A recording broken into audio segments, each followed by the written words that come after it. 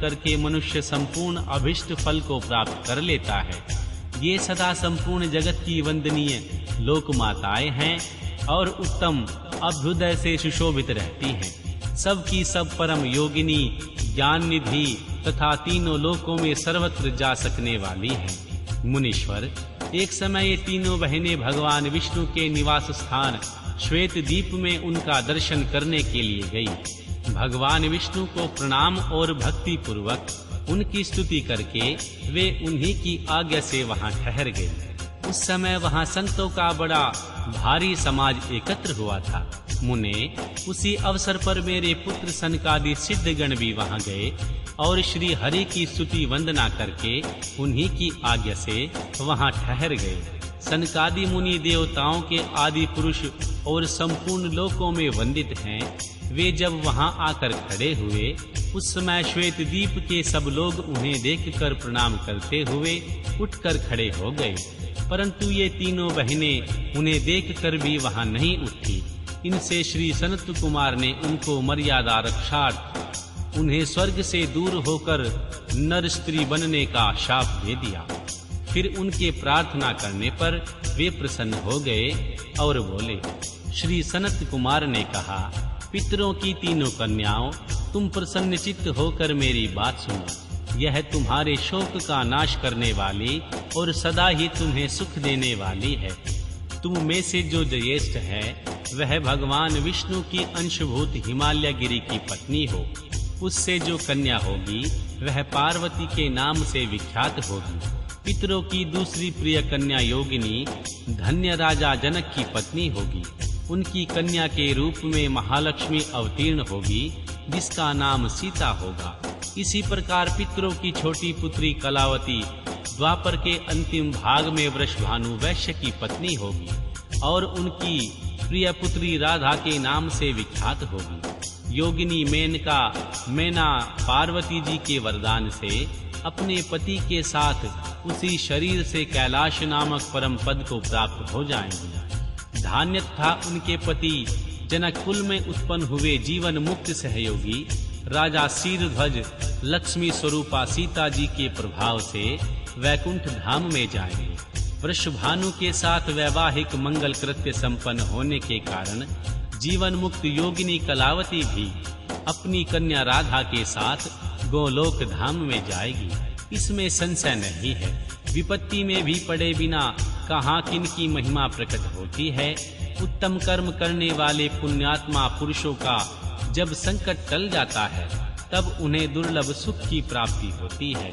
अब तुम लोग सदा प्रसन्नता पूर्वक मेरी दूसरी बात भी सुनो, जो सदा सुख देने वाली है। मेना की पुत्री जगदम्बा पार्वती देवी अत्यंत दुस्साह तप करके भगवान शिव की प्रिय पत्नी बनेगी।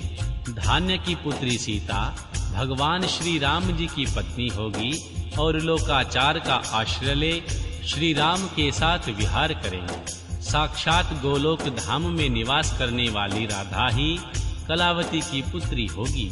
वे गुप्त स्नेह में बनकर श्री कृष्ण की प्रियतमा बनेंगी। श्री ब्रह्मा जी कहते हैं, हे नारद, इस प्रकार शाप के ब्याज से दुर्लभ वरदान देकर सबके द्वारा प्रशंसित भगवान श्री सनत कुमार मुनि ने भाइयों सहित वही अंतर्ध्यान हो गए। तात पितरों की मानसी पुत्री वे तीनों बहनें इस प्रकार शाप मुक्त हो सुख पाकर तुरंत अपने घर को चली आई।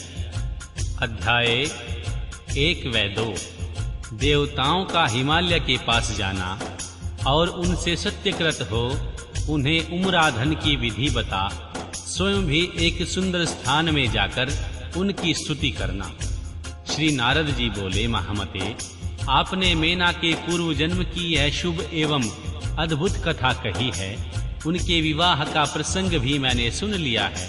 अब आगे के उत्तम चरित्र का वर्णन कीजिए। श्री ब्रह्मा जी ने कहा, हे नारद, जब मेना के साथ विवाह करके हिमवान अपने घर को गए तब तीनों लोक में बड़ा भारी उत्सव मनाया गया।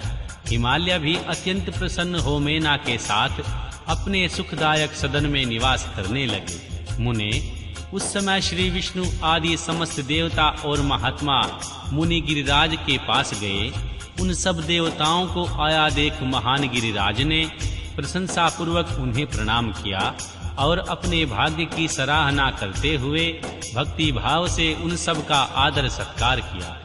हाथ जोड़कर मस्तक झुकावे बड़े प्रेम से स्तुति करने को उद्यत हुए। शैलराज के शरीर में महान रोमांच हो गया। उनके नेत्रों से प्रेम के आंसू बहने लगे।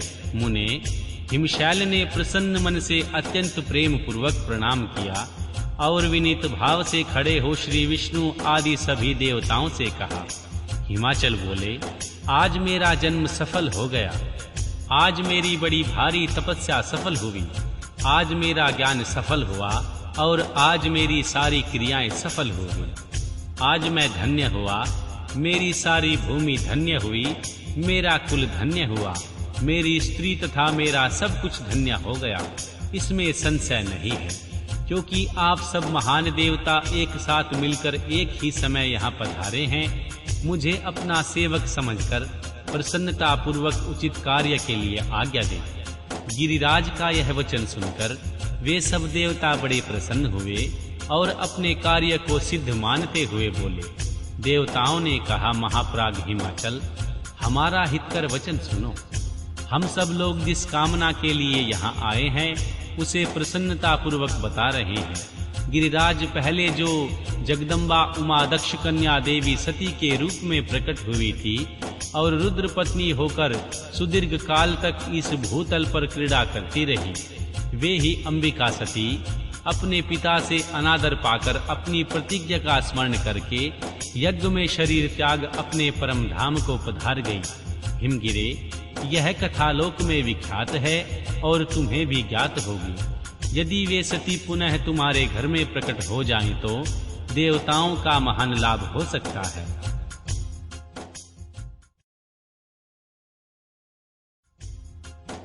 श्री ब्रह्मा जी कहते हैं, श्री विष्णु आदि देवताओं की यह बात सुनकर गिरिराज हिमालय मन ही मन प्रसन्न हो आदर से झुक गए और बोले, प्रभो ऐसा हो तो बड़े सौभाग्य की बात है। तदनंतर वे देवता उन्हें बड़े आदर से उमा को प्रसन्न करने की विधि बताकर स्वयं सदाशिव पत्नी उमा की शरण में चले गए। एक सुंदर स्थान स्थित हो समस्त देवताओं ने जगदम्बा का स्मरण किया और बारंबार प्रणाम करके वहां श्रद्धा पूर्वक उनकी स्तुति करने लगे। देवता बोले, शिवलोक में निवास करने वाली देवी उमे जगदम्बे, सदाशिव प्रिय दुर्गे, महेश्वरी, हम आपको नमस्कार करते हैं। आप पावन शांत स्वरूप श्री शक्ति, परम पावन पुष्टि हैं। अव्यक्त प्रकृति और महत्व तत्व ये आपके ही रूप हैं। हम भक्ति पूर्वक आपको नमस्कार करते हैं।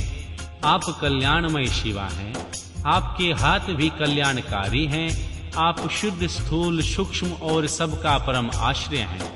अंत विद्या और सुविधा से अत्यंत प्रसन्न रहने वाली आप देवी को हम प्रणाम करते हैं। आप श्रद्धा हैं, आप धृति हैं, आप ही श्री हैं और आप ही सब में व्याप्त रहने वाली देवी हैं। आप ही सूर्य की किरणें हैं और आप ही अपने प्रपंच को प्रकाशित करने वाली हैं। ब्रह्मांड स्वरूप शरीर में और जगत के जीवों में रहकर जो ब्रह्मा से लेकर तृण पर्यंत संपूर्ण जगत की पुष्टि करती हैं, उन आदि देवी को हम नमस्कार करते हैं। आप ही वेद माता गायत्री हैं। आप ही सावित्री और सरस्वती हैं। आप ही संपूर्ण जगत के लिए वर्ता नामक व्रति हैं और आप ही धर्म स्वरूपा वेद त्राई हैं। आप ही संपूर्ण भूतों में निंद्रा बनकर रहती हैं। उनकी क्षुधा और तृप्ति भी आप ही हैं। आप ही तृष्णा, कांति, छवि, तुष्टि तथा संपूर्ण आनंद को देने वाली, आप ही पुण्य कर्ताओं के यहाँ लक्ष्मी बनकर रहती हैं और आप ही पापियों के घर सदा जयेश लक्ष्मी की बड़ी बहन दरिद्रता के रूप में वास करती हैं।